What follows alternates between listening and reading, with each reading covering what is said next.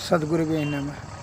विषयों का मालिक मन है और जीवात्मा का दुर्गति होने का मूल कारण है कि इंद्रिय सुख को तृप्ति करने के लिए जो है वह क्या करता है, मन और माया के चक्कर में फंस करके नाना प्रकार का जो है वह जो है कुकर्म कुबुद्धि का प्रयोग कर छल कपट परपंच से पाप का पोटली जमा कर लेता है, जिसके कारण से जीवात्मा की अधोगति में चला जाता है। अधोगति में जाने से जन्म मरण के चक्कर में फंस जाता है और 80 लाख योनि में वह भटकते रहता है, मल मूत्र कुंड में जो है, और मल मूत्र का पसीना शरीर धारण करते रहता है और अनेक प्रकार का दुख को भोगते रहता है। इससे पूर्ण निवृत्ति करने के लिए विषयों का मालिक जो मन है, मन को ही आप जो है नियंत्रण करने का बुद्धि लगाइए।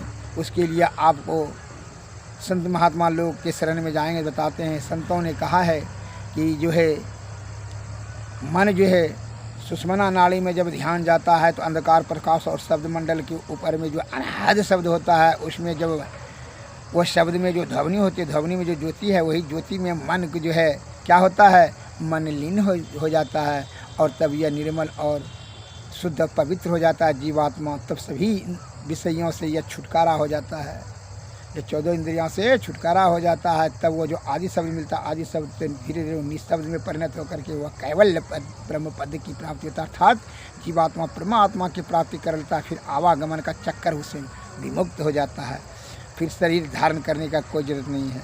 इसके लिए मन बड़ा जो है बड़ा बेईमान और बड़ा शैतान है, बड़ा गतिमान और बलवान है।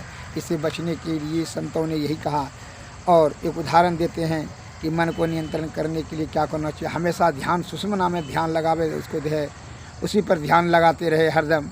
रूप रस गंध शब्द स्पर्श के चक्कर में मत फंसिए, नहीं तो उसके चक्कर में विषय के इंगला पिंगला में नहीं जाना है, सुषुम्ना में ध्यान करना है। शून्यगत मन को ही ध्यान कहा जाता है। जब मन जब विषय से विरक्त हो जाए तो उस समय जो है आपका समझ लीजिए कि संन्यास ग्रहण करना ही अक्लमंदी होगा। जब विषय में रक्त है, आसक्त है, तब ध्यान करना, ध्यान नहीं अस्थिर नहीं रहेगा और कोई फ़ायदा नहीं होगा संन्यास ग्रहण करने से। जो है एक सेठ जी जो है भूत खरीद करके लाया, वह जो भी काम बताता था तुरंत जो कर देता था और जब काम पूरा होता तुरंत कहता काम बताइए, दूसरा नहीं तो खा जाएंगे। सेठ जी तो भयभीत हो गया कि मार करके खा जाएगा, भाई कौन काम बतावे, सब पोखर खनाओ, खेती करो, भट्टा लगाओ, रोड बनाओ, सब काम यथाशीघ्र कर देता था।